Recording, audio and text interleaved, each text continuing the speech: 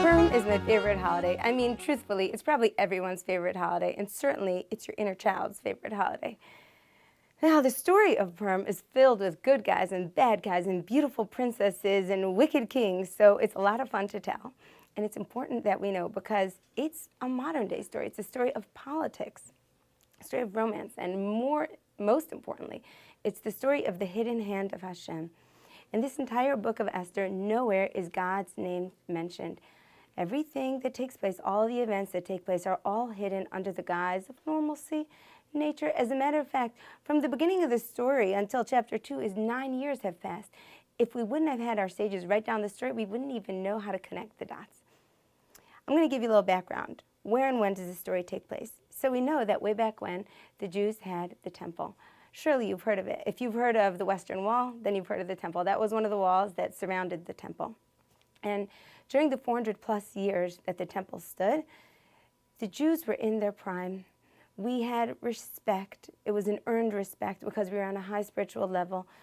We had relationships with the non-Jews around us that were respectful and that were gracious. Even the non-Jews would ask to bring sacrifices up in the temple.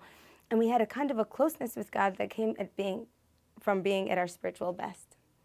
Well, towards the end of that era, we declined spiritually, and God said, no more temple. I like the building. It's a nice building, but we have to have a heart in it. If the Jews are not going to bring their heart to the temple, then no more temple. And so he sent someone named Nebuchadnezzar, different wicked king, to destroy the temple. And the Jews were exiled to Babylon, modern-day Persia, for 70 years. Now, what's up with the 70 years?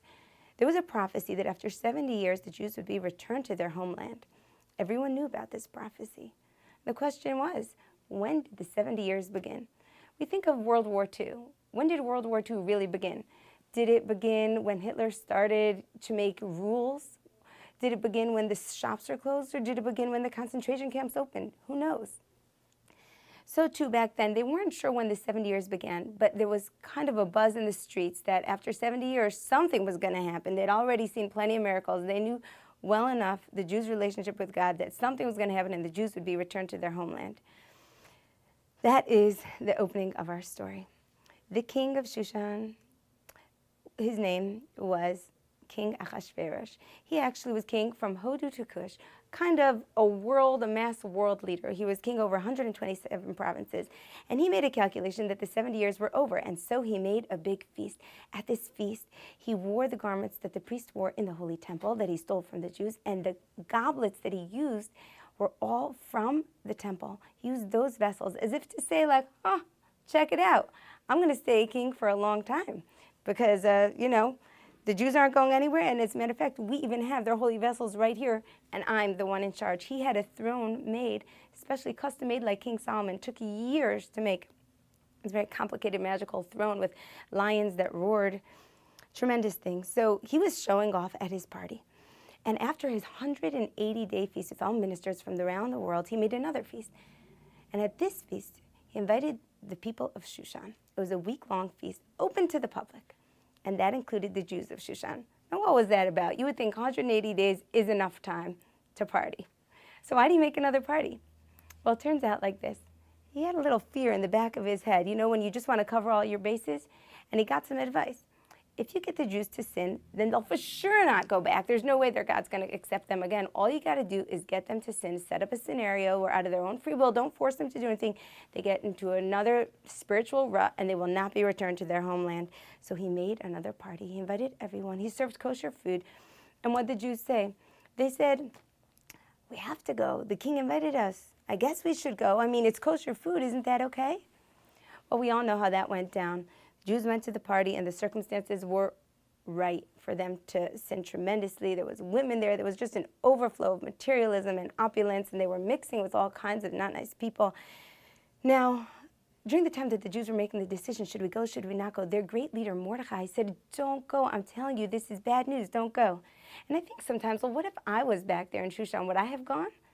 And I think, yeah, I probably would have gone. I probably would have said, kosher food, and I don't want to anger the king. I mean, he's got a reputation, and he's a very powerful man, and he did invite us, and he's trying to be accommodating.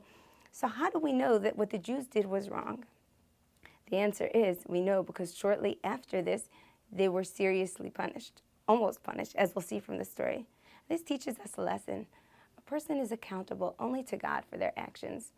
Me and you, if I look at you, I can't say if what you're doing is right or wrong, but you know in your heart, and I know in my heart if what I'm doing is right or wrong, and God knows that same secret as I know.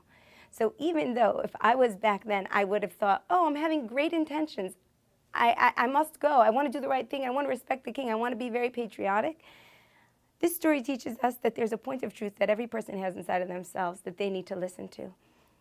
Well, anyway, to continue on with the story, it gets really exciting. There was a queen, a wicked queen, and her name was Vashti. Vashti made a party for the women. Vashti was known to abuse her servants and to force her Jewish girls to parade around naked just to disgrace them. And the king at his party, which was parallel to the queen's party, got himself into a conversation that involved Queen Vashti. He was, you can imagine a bunch of drunken men talking, oh, our women are the most beautiful, our women are the most beautiful, and all the ministers were saying, no, the French women are the most gorgeous, the English women are even more beautiful. And King Ahasuerus said, I will settle this argument for once and for all. Guards, bring Queen Vashti here. We got to check her out, and you're going to see how incredible she is. Tell her to come wearing only her crown. Well, who knows? Maybe Queen Vashti would have done it, but God intervened, and she suddenly broke out in a terrible case of boils, and some people say even a tail grew on her. She looked in the mirror one look, and she said, no way, I'm not showing up. And she pulled out that card, that anger card. Are you kidding? Who are you to tell me to come? You're just a lowly person. It's only because of me that you're royalty. And she told King Ahasuerus, I will not show up. Well, the king was quite embarrassed, humiliated. He had no idea what to do. He was known to be actually a foolish king, and he was just at a loss. So he called it his advisors, and he said, what should I do? I don't know what to do. One of them, in the Megillah story, his name is Memuchan, but we know that that's just, his proper name is Haman. He comes up again in the next chapter, said, you know what? I have a good idea. You need to kill her. If you let her get away with this, without harsh consequences, you'll have chaos in your country. From now on, no women will respect their husbands. If even your wife doesn't respect you, you need to get rid of her, and you need to send out a messenger to let everyone know that from now on, the women need to listen to their men. And that's the end of chapter 1, where King Ahasuerus kills Queen Vashti and is left wifeless. Chapter 2.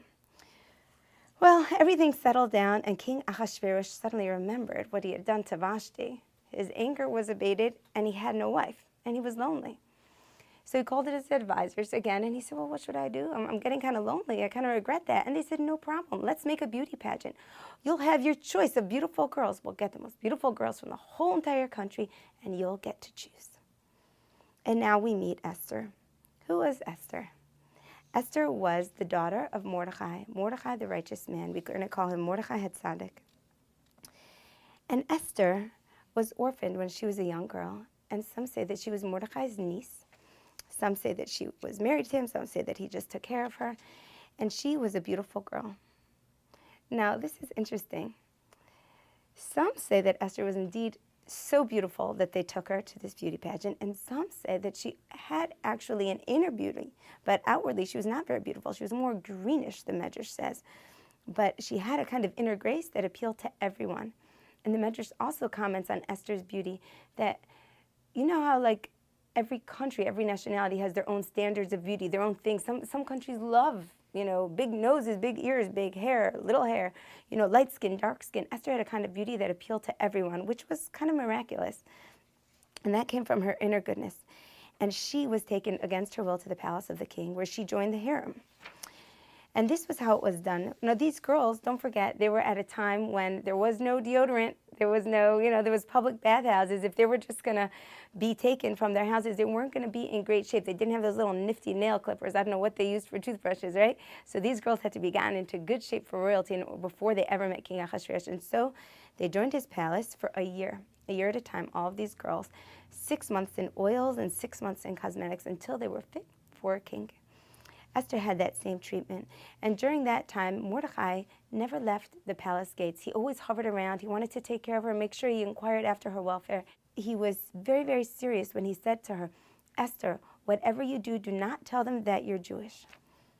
a mystery. Why did he say that? We'll see later why he felt this was not the right time to let anyone know about her nationality. We learn that once Esther became queen, in order to preserve her own Jewishness while at the same time hiding her identity, she had 7 different maidservants, and she would have one on each different day of the week so that she could keep track of when was Shabbos. And so that instead of having one person realize, oh, this queen is keeping Shabbos, this maidservant would just think that this is what the queen expects of her because she would only be working for her on Shabbos. Well, anyway, it came time for Esther to spend her time with King Ahasuerus. Right away, love at first sight, he chose her to be queen, and he was so happy that he made a banquet in her honor. Now, chapter 2 ends with a little chapter that is a very important story, and it goes like this. It's not a chapter, pardon me, it's a little paragraph. When Mordecai was sitting at the king's gate, and he overheard a conversation between Bigsan and Zeresh, 2 of the king's advisors. And they were speaking in a secret language called Tarshish, and they were plotting to assassinate the king. Mordecai overheard this. He spoke the language of Tarshish because he was on the Sanhedrin, and it was a requirement for anyone on the Sanhedrin to know all 70 languages. So he was privy to what they were saying. Right away, he went and told Queen Esther. Queen Esther heard about it. She went and told King Ahasuerus. It was investigated. They were found guilty, and they were hanged. This story was recorded in the Book of Chronicles in the king's presence. That's where chapter 2 ends.